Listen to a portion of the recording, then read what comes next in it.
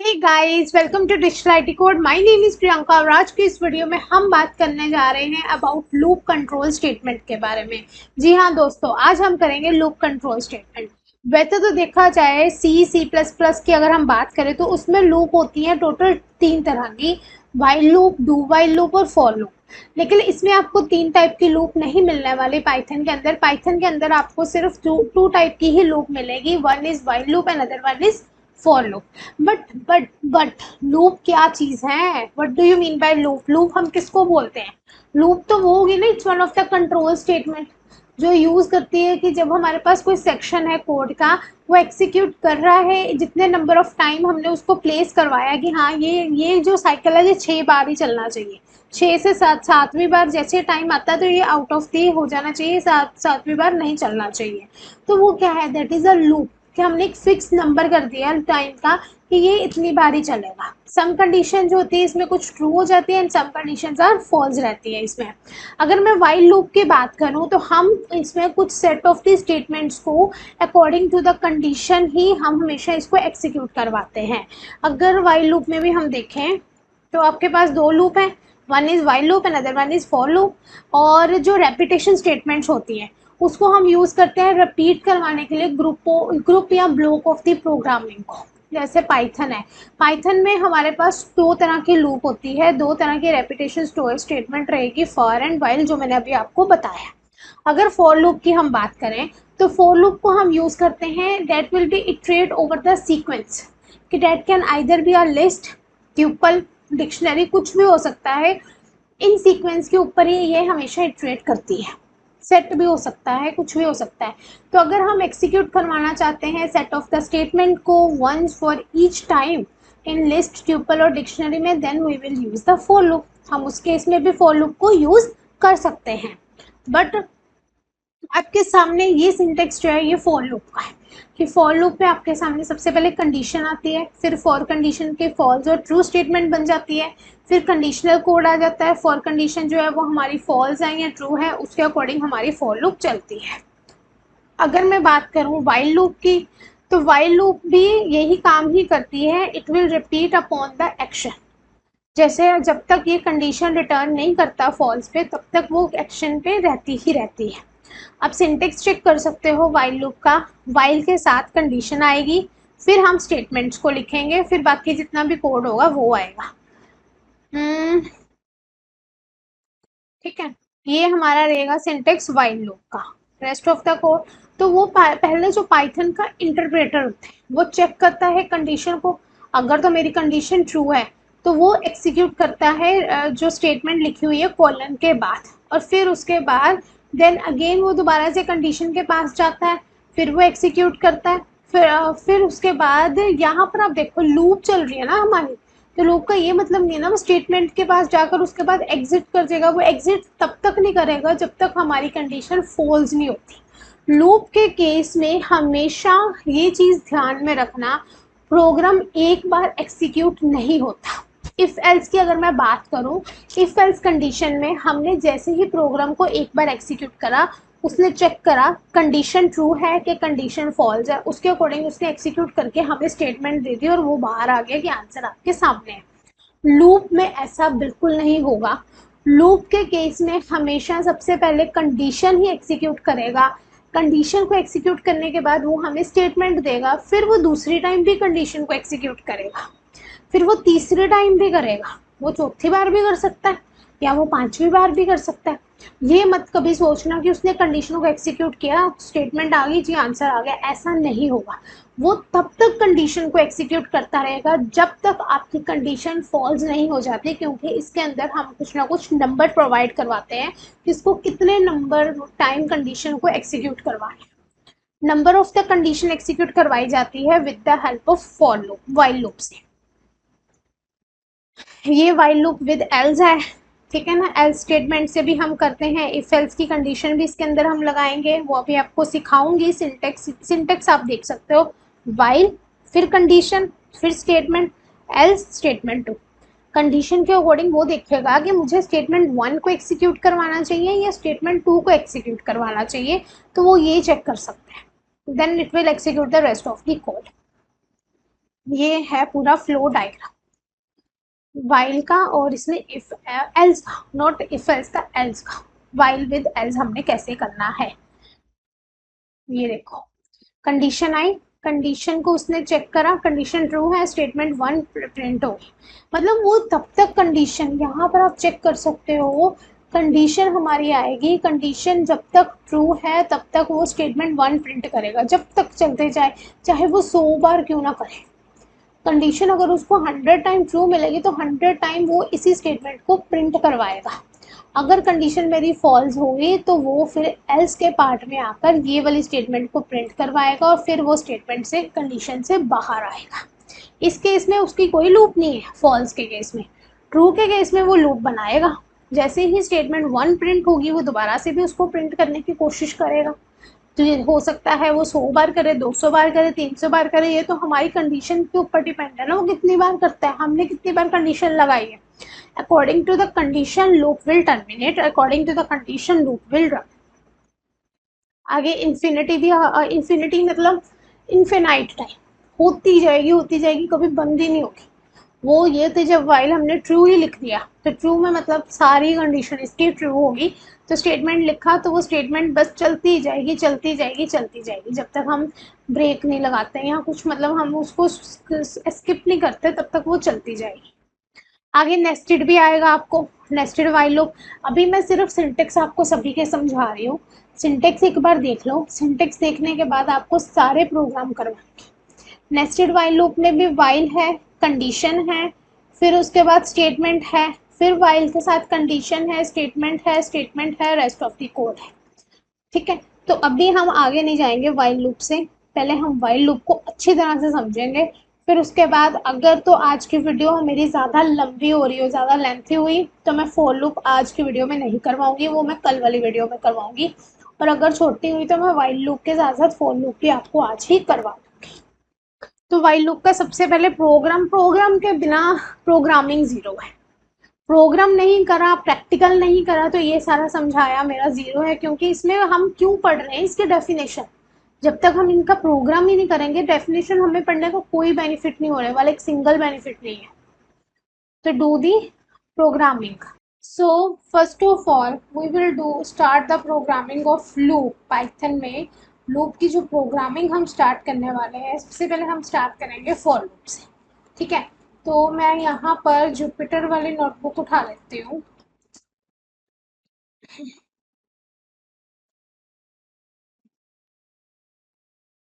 Jupyter notebook, Jupyter notebook में नीचे यहाँ पे आ जाएगा try it in your browser. आप यहाँ पे इसको ओपन कर लो, जुपिटर नोटबुक को, जुपिटर लाइट को। फाइल में जाओ, न्यू, देन नोटबुक पे क्लिक कर दो, सिलेक्ट कर लो इसको, तो दैट इज ओके। तो यहाँ पर आप अपने प्रोग्राम्स को करके देख सकते हो। प्रोग्राम्स कैसे करने हैं, एक एक प्रोग्राम आपको समझाती हूँ मैं, ध्यान से समझिएगा। जैसे यहाँ पर क्या आएगा, सबसे पहले फ्रूट्स, है ना, मतलब आप कुछ भी बना सकते हो। मैं सबसे पहले एक लिस्ट क्रिएट करने वाली, लिस्ट क्रिएट करी मैंने फ्रूट्स के नाम से। अब फ्रूट्स कई तरह के होते हैं, है ना, ड्रैगन फ्रूट हो गया,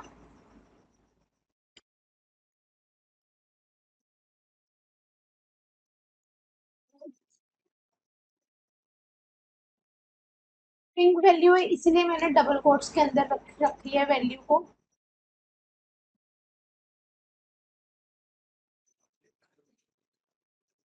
पपाया हो गया,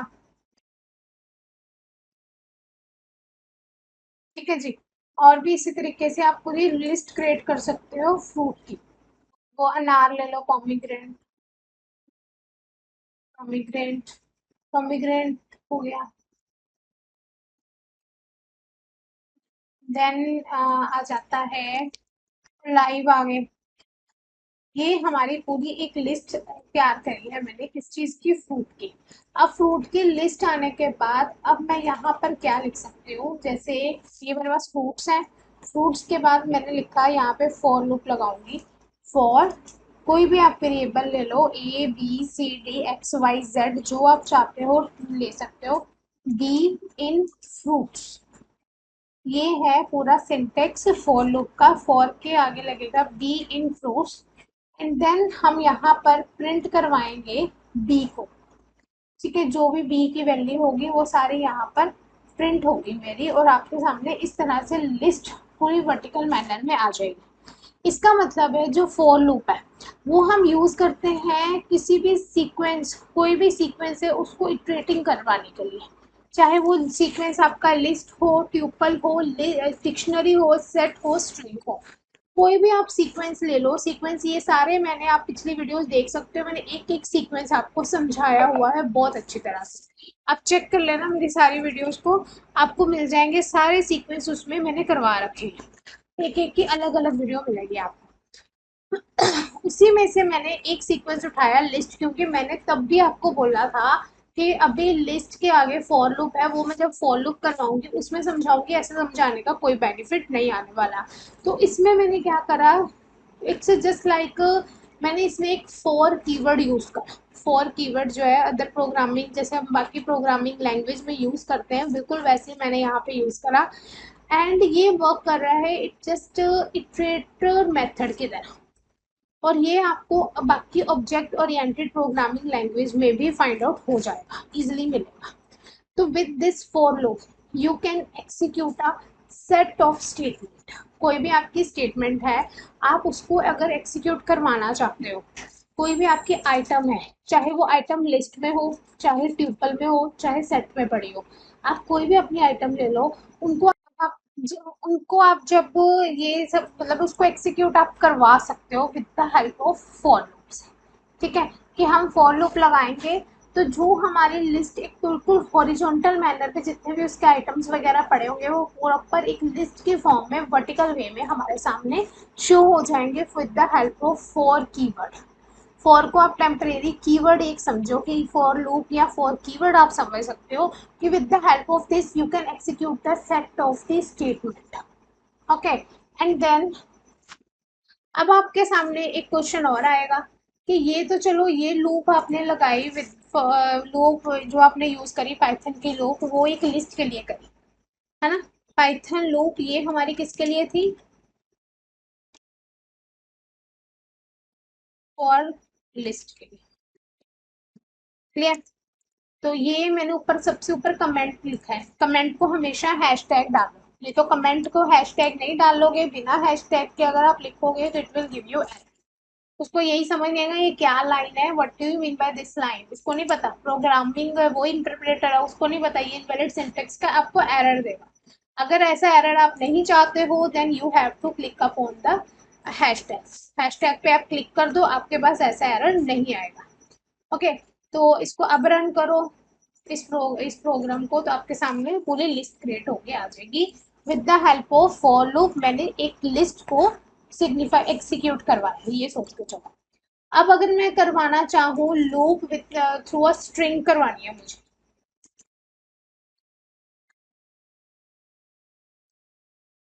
तो कैसे करवाओगे। अगेन एक क्वेश्चन है, जब तक क्वेश्चन के आगे हैशटैग नहीं डलेगा वो कमेंट में नहीं जाएगा। तो अगर मुझे एक स्ट्रिंग वैल्यू को करवाना हो तो उसके लिए मुझे क्या करना पड़ेगा, सिंपल सेम तरीका यही है। ये क्या है, ये स्ट्रिंग वैल्यू तो थी, और क्या था, कुछ और लिया मैंने, स्ट्रिंग वैल्यू ही तो ली है। स्ट्रिंग वैल्यू को लिखना है सेम ऐसे लिखा हुआ, जो ये एक लिस्ट बनाई है या ऐसे भी है मेरे पास। तो ये क्या है मेरे पास, ये एक लिस्ट ही है, और लिस्ट को मुझे करवाने के लिए कुछ भी आप इसके इस केस में आप ले सकते हो। अगर लूप आप with the help of string इसको एक्सेस करवाना चाहते हो तो आप लिख सकते हो for B in, then for B in, अब फ्रूट का नाम कोई भी ले लो, इनमें से कोई भी एक चूज कर लो अपनी मर्जी से। फ्रूट का नाम आपने चूज करना है, अब कुछ भी करना, मैं ऑलिव यूज ऑलिव को उठाती हूँ चलो, पर बी इन ऑलिव। लेकिन अगर मैं इसको इस तरह से उठाऊंगी तो वो मुझे आंसर नहीं देगा, वो मुझे एरर देगा, बिकॉज ये एक स्ट्रिंग वैल्यू है और मुझे looping with the help of string करवानी है। तो उसके लिए मुझे यहाँ पे और यहाँ पे डबल कोट लगाने ही पड़ेंगे, इसके बिना काम नहीं चलेगा। और देन मैं इसमें प्रिंट करवा दूंगी बी को। अब रन करते हैं तो हमारे सामने पूरा लाइफ का कैसे लिख कर आ गया, और वर्टिकल मैनर में एक एक वर्ड अलग अलग हो गया। मतलब एक जो वर्ड था, स्ट्रिंग वैल्यू थी, उसको मैंने अलग अलग करके लिख दिया with the help of for loop. इस केस में क्या हुआ था, ऊपर वाले केस में लिस्ट थी, लिस्ट के अंदर बहुत सारी आइटम्स थी, वो सारी अलग हुई थी। लेकिन सेकेंड वाले केस में मैंने क्या करा, मैंने एक वर्ड को अलग करवाया। एक जो मेरे पास एक वर्ड था उसको मैंने करेक्टर की फॉर्म में कन्वर्ट करवा दिया। ठीक है, with the help of for loop. मतलब हम फॉर लूप के हेल्प से सारे आइटम्स को भी हम वर्टिकल मैनर में लिख सकते हैं, और फॉर लूप की हेल्प से हम पूरी आइटम, मतलब एक सिंगल जो वर्ड है उसको भी हम उसके करेक्टर को, उनके अक्षरों को आप बोल सकते हो, आप उनको अलग अलग करके देख सकते हो। क्लियर हुआ जी? समझ में आया कि इसका, अब इसका आपको इससे क्या पता चला, इसका सिंटेक्स कैसे बना। फॉर, यहाँ पर कोई भी आप वैल्यू या वेरिएबल आप लगा लो। इन, जो आपके पास सीक्वेंस है, यहाँ पे ऐसे लगाया ना, ये सीक्वेंस ही है। फ्रूट्स क्या है आपके पास, सीक्वेंस है। इन सीक्वेंस, देन उसके बाद कॉलन, फिर हम यहाँ पर क्या लिखेंगे, स्टेटमेंट। ये है मेरे पास पूरे फॉर लूप का सिंटेक्स। इसी तरह से मेरा सिंटेक्स यहाँ पे चल रहा है। अब अकॉर्डिंग टू दिस सिंटेक्स मुझे एक प्रोग्राम क्रिएट करवाना है फॉर लूप का। तो वो कोई भी प्रोग्राम, अभी मैंने फ्रूट्स का दिखाया आपको, आप किसी भी एंगल से आप जैसे कुछ भी आप ले लो। जैसे मेरे पास रेंज है, रेंज को मुझे डिफाइन करवाना है, एक रेंज ऑफ द वैल्यूज। देन वो कैसे होगा, मतलब क्वेश्चन आपके पास आ गया कि you have to use the range, range को यूज करो क्या करवाने के लिए, to define range of values. Then values हमारे पास अब क्या है, मेरे पास कोई values is one of your variable, वो मैंने करवा दिया रेंज फंक्शन के इक्वल। ठीक है, वो जो रेंज है वो मेरी कोई भी नंबर हो सकता है, मेरी 4 तक है वो रेंज, सपोज करो 4 तक है, मतलब 4 ले लो। It's up to you. For loop का क्या मतलब है, अकॉर्डिंग टू कंडीशन, कंडीशन चलेगा ना वो मेथड हमारा, हम 9 ले लेते हैं। रेंज मैंने 9 तक ली, यानी कि वो कहाँ से कहाँ तक जाएगा, 0 से लेकर 8 तक चलेगा। स्टार्टिंग मैंने कुछ नहीं डाला, स्टार्टिंग का मैंने कुछ उसको इनिशियलाइज नहीं करवाया, एंडिंग का मैंने उसको बताया, तो वो 0 से लेकर, मतलब वो कहाँ से मेरा इटरेट होगा, फ्रॉम 0 से स्टार्ट होगा टू 8 तक जाएगा। क्लियर हुआ? फिर अब according to syntax, syntax check करो क्या है सिंटेक्स। फॉर है, अब कोई भी एक वैल्यू है, मैंने वैल्यू आई ले लो, यू ले लो, वाई ले लो, कुछ भी आप ले लो, इट्स अप टू यू। मैंने फॉर यू ले ली। इन कहाँ पर है, वो जो मेरी रेंज है, या मुझे यही लिखना है ना, सीक्वेंस है जो मेरा, तो उसके वैल्यू, उसका वेरिएबल का नाम है वैल्यूज, तो वही मैं लिख दूंगी यहाँ पर। उसके पीछे अकॉर्डिंग टू सिंटेक्स, जो मेरा सिंटेक्स है उसी के अकॉर्डिंग मैं कॉलन लगा दूंगी। तो मेरे को इस सिंटेक्स बोलते हैं, मेरे को उसकी याद आ जाती है, टैंकी की। देन प्रिंट, हम इसमें प्रिंट किसको करवाएंगे, स्टेटमेंट लिखनी है, स्टेटमेंट में हमने प्रिंट करवाना, किस चीज़ को प्रिंट करवाएंगे, ऑब्वियस है जो हमने वैल्यू ली। या आप ये भी लिख सकते हो कि यहाँ पर इफ़ यू आर राइटिंग, वैसे मोस्ट ऑफ द केस हम ऐसे ही लिख रहे हैं, प्रिंट दैट वैल्यू। और प्रिंट हम वैल्यू को करवाएंगे और हमारे सामने हमारी पूरी रेंज 0 से लेकर 8 तक आ जाए। ठीक है जी, इस तरह से हम यूजिंग फॉर लूप को हम प्रॉपर रेंज के साथ भी, फॉर लूप से हम रेंज को भी वेरी करवा सकते हैं। ठीक है, पाइथन की फॉर लूप विद रेंज भी बनती है। और अगर मैं बोलूँ पाइथन की फॉर लूप विद एल्स बनाओ, तो कैसे करोगे आप। फॉर लूप जो है, they are having some optional else block answer as well. तो एल्स पार्ट को आपने एक्सिक्यूट करवाना है कि जब आपकी लूप फिनिश्ड हो जाए, तो उसके लिए आप क्या करोगे, सिंपल सोबर, एक आप कोई भी सेम वेरिएबल लेना, सेम ले लो, वैल्यूज लेनी है वैल्यूज ही ले लो। वैल्यूज इज इक्वल्स टू, मैंने एक लिस्ट क्रिएट करी, ये मेरी लिस्ट क्रिएट होगी। अब उसके बाद विद एल्स करना माना है हमने, फॉर लगाया, क्या आएगा, वाई सिंटेक्स है, वैल्यू, क्या वैल्यू, इन, इन हमारे पास आएगी जो हमने ऊपर वो सीक्वेंस का नाम रखा है, मैंने सीक्वेंस का नाम यहाँ पर भी वैल्यूज ही रखा है।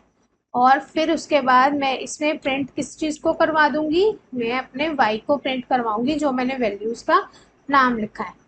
एल्स, या फिर मैं ये बोल दूंगी, अगर तो इसको ये चीज़ नहीं मिलती, अगर ये कंडीशन बाई चांस नहीं चलती या कुछ भी होता है, देन मतलब कि फॉर लूप में अगर ऑप्शनल हम एल्स ब्लॉक बनाते हैं, तो एल्स पार्ट तब एग्जीक्यूट करता है जब बिल्कुल लूप फिनिश हो जाती है, एट द एंड आएगा, तो वो प्रिंट क्या करवाएगा,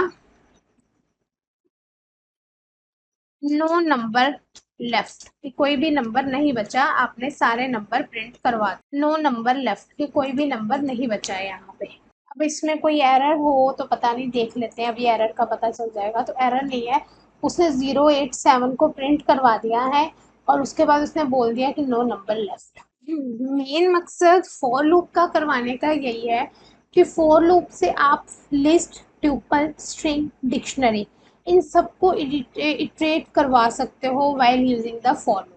वाइल लूप से भी करवा सकते हो, फॉर लूप से भी करवा सकते हो। सबसे पहले हम फॉर लूप ही चला रहे हैं तो इसी को ही हम देखें तो वो ज़्यादा बेस्ट है। अब हम, अगर मैं आपको एक प्रोग्राम दे दूँ कि do do it with all the things, सारे सीक्वेंस के साथ करवा करके देखो, मीन्स की,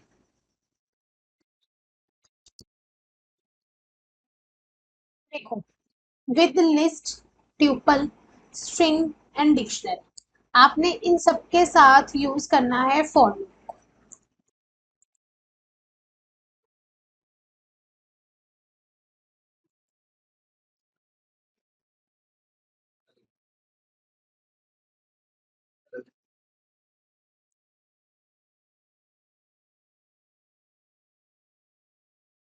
जी, क्वेश्चन आपके सामने है, अब इसको आपने with the help of for loop करके देखना।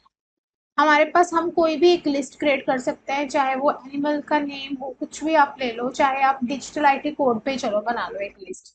अगर मैं बोल दूं कि प्रिंट करवाओ जी, सबसे पहले लिस्ट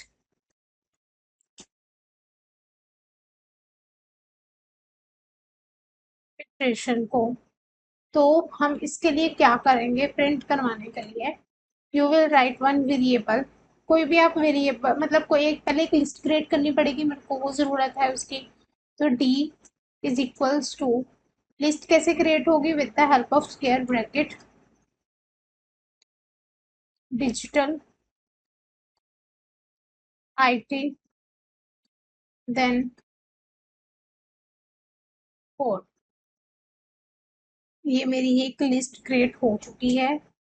देन फॉर डी इन,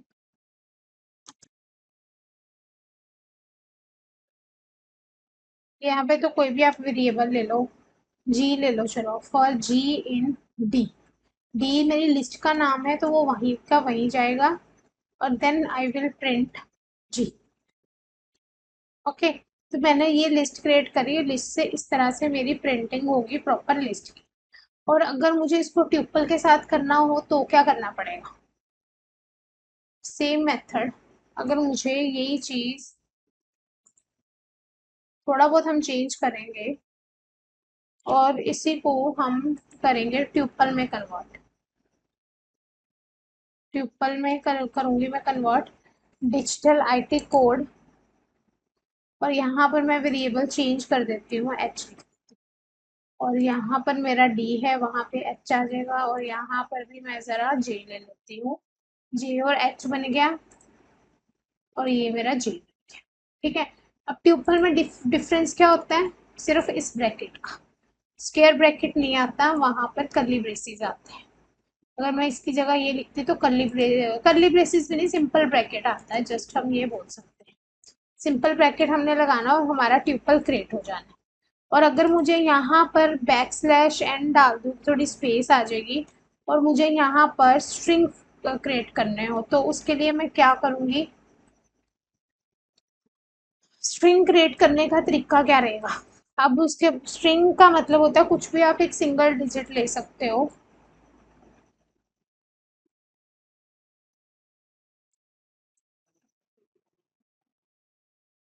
ये मैंने डी को लिख दिया। अब वैसे डी मैं ले नहीं सकती क्योंकि डी तो ऑलरेडी डिफाइंड है। मैं इसमें लेती हूँ ए। ये शुरू से ही हमें ना ए बी सी रखना चाहिए था, वो ज़्यादा इजी रहता है हमारे लिए। जैसे यहाँ पर ए आ गया तो इसको मैं रख देती बी, इसको भी मैं रख देती ए, और यहाँ पर मेरा डिफाइन हो गया बी, और ये मेरे पास है सी, और यहाँ पर भी आ गया मेरा सी, डी, और यहाँ पर आ गया मेरा डी, ई, यहाँ पे आना था ई। ठीक है, ये मेरा एक स्ट्रिंग आ गया, यानी कि E is one of my string. F, and then E आ गया यहाँ पर, और यहाँ पर भी मेरा आ गया एफ। ठीक है, for F in E and then F. मतलब आपको मैं ये बता रही हूँ कि how will you use the for loop while using the list method. List के लिए पहली जो एग्जांपल है वो लिस्ट के लिए, सेकंड वाली एग्जांपल मैंने आपको समझाई है ट्यूपल के लिए, थर्ड वाली एग्जांपल मैं आपको करवा रही हूँ उसके लिए, स्ट्रिंग मेथड के लिए। अब कौन सा रह गए, सेट, सेट और डिक्शनरी रह गए।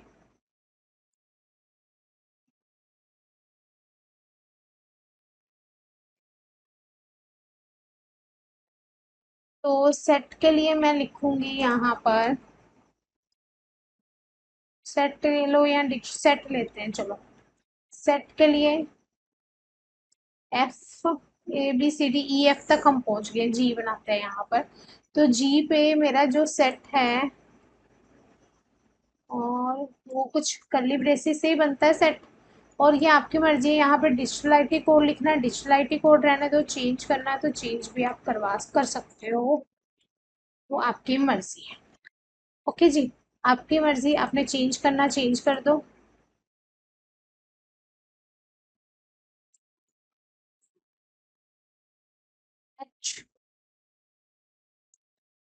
अच्छा, कितना सिंपल मैंने बनाया, कॉपी पेस्ट करके एक मेथड लिखा था, बस बाकी मैंने एज इट इज ही कॉपी पेस्ट करे, थोड़े बहुत उसमें चेंजिंग करी, और ये मेरा सेट पूरा क्रिएट हो गया। वो तो बाद में पता चलेगा एरर कितने आते हैं इसमें। चलो वो कोई नहीं, मैं आपके पास हूँ तो किस बात का डर है, एरर ही तो मेन प्रॉब्लम होती है, एरर ही तो फाइंड आउट करने हैं, और प्रोग्राम तो कोई भी कर लेगा। अब हमारे पास एक एग्जांपल रहेगी after set, that is dictionary.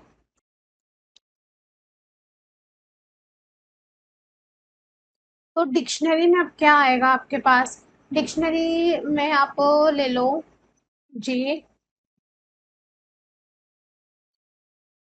Is equals to D I C T, method लगा दिया मैंने यहाँ पर डिक्शनरी का, डी आई सी टी जे का बन गया, और फिर उसके बाद J X Y Z is equals to 1 2 3 के ए बी सी, इकट्ठा आ गया ना, ये एक वेरिएबल आ गया इसमें, X Y Z and A B C is equals to 3 4 and 5। Okay जी, देन आई जे के, तो यहाँ पर क्या आएगा, नया वेरिएबल चाहिए तो एल ले लो आप। ठीक है, और यहाँ पर भी मैंने एक चीज़ गलती करी है, यहाँ पर मुझे दोनों सेम ही रखने चाहिए, तभी डिक्शनरी क्रिएट होगी ना जे के नाम से। आ, यहाँ पर मैं के ले लेती हूँ, और यहाँ पर तो ऊपर वाला ही आएगा, वैल्यू के बाद जो ऊपर वाला रहता है डिक्शनरी का नाम वही आता है, और प्रिंट होगा मेरी वैल्यू के पहले तो किसी को नहीं लिया हुआ ना मैंने किसी का भी।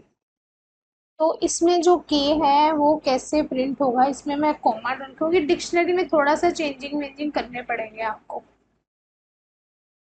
इसमें देखते हैं पहले कि कितने एरर आते हैं, पहले मुझे एरर फाइंड आउट करना है। वाह, कोई एरर नहीं आया, नहीं आया, डिक्शनरी में एरर आया है क्योंकि आई हमने कहीं पे डिफाइन नहीं करा ना, हाँ सही बात है, आई तो हमने लिया ही नहीं, हमने तो जे लिया हुआ इसमें। और के इन जस्ट वेट, यहाँ पर अब देखो कोई किसी में कोई एरर नहीं है, सब बिल्कुल सही हो गए हैं। डिक्शनरी में एरर आ रहा है, वो भी लास्ट वाले में। अब देखो यहाँ पे एरर क्यों आ रहा है, ये वीडियो मैं कट नहीं करूंगी, आपको एरर तो मुझे फाइंड आउट करके दिखाना ही दिखाना है। अब एरर देखो, एरर क्या पूछ रहा है वो कि string indicate must be integer, कुछ यहाँ पे स्ट्रिंग या इंटीजर का कोई गड़बड़ है, ये एरर आपको भी आ सकता है। तो ऐसे केस में आपने पता क्या करना है, यहाँ पर आपको डालना पड़ेगा percentile S, okay, then percentile D, then percentile is, इसको इस तरीके से, और फिर हम इसको मतलब इसको हमने स्ट्रिंग में चेंज करा। तो अभी थोड़ा सा एरर रह गया है, स्ट्रिंग, अभी स्ट्रिंग लिटरल अभी उसमें वो बोल रहा है कि अनडिटरमिन्ड है, तो कोई बात नहीं।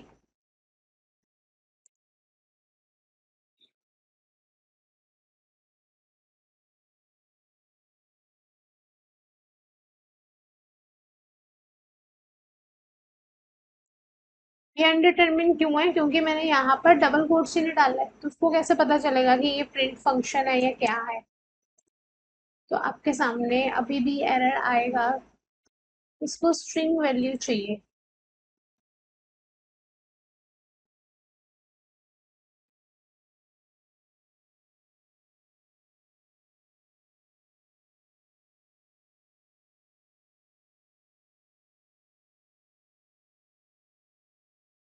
ये देखो, मैंने गलती क्या करी, मैंने जे डी लगा दिया, वो परसेंटाइल डी ऊपर से देखते आ रही हूँ, वही डी मैंने यहाँ लगा दिया। तो ये गलती है, कोई बात नहीं, एरर जितने आए उसको फाइंड आउट करने की कोशिश करो आप कि एरर क्यों निकल रहा है। एरर इसी वजह से आते हैं जब हम गलत वेरिएबल्स को लगा देते हैं, या फिर एरर इस वजह से आते हैं जैसे मैंने यहाँ पर वैल्यू लिखी, मैंने यहाँ पर आगे स्ट्रिंग वैल्यू नहीं लगाई। एक तो ये एरर हो सकता है, दूसरा हमने गलत वेरिएबल, जैसे मैंने गलत लिया था वेरिएबल, उसने एरर निकाल दिया। तो ये एरर होते ही होते हैं, मैं डी ले रही हूँ और वो ऊपर जे ले रहा है, तो इट्स रॉन्ग थिंग ना, मेरे लिए मैं गलत हूँ।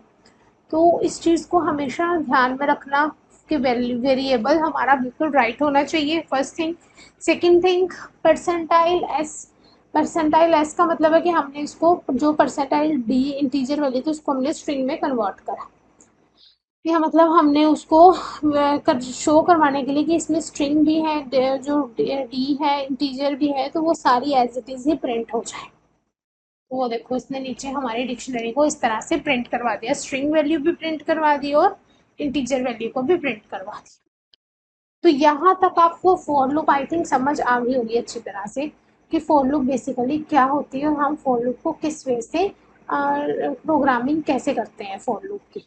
अब हम बात करेंगे वाइल लूप की, लेकिन उसके लिए मैं यहाँ पे न्यू नोटबुक लूंगी और वाइल लूप को शुरू से लेकर एंड तक करवाऊंगी। ऐसे करते हैं, इस वीडियो को हम यही ख़त्म करते हैं, क्योंकि अगर मैंने साथ में वाइल लूप के साथ ही मतलब फॉर लूप के साथ ही अगर वाइल लूप भी यहीं पे करवा दी तो वीडियो बहुत लेंथी हो जाएगा, आप स्टिल कंफ्यूज हो जाओगे। मुझे लेंथी वीडियो नहीं पसंद, मुझे पता है कि 15-20 मिनट से ज़्यादा कोई वीडियो नहीं देख सकता, ये तो फिर भी 25 से 30 मिनट की बनी है वीडियो।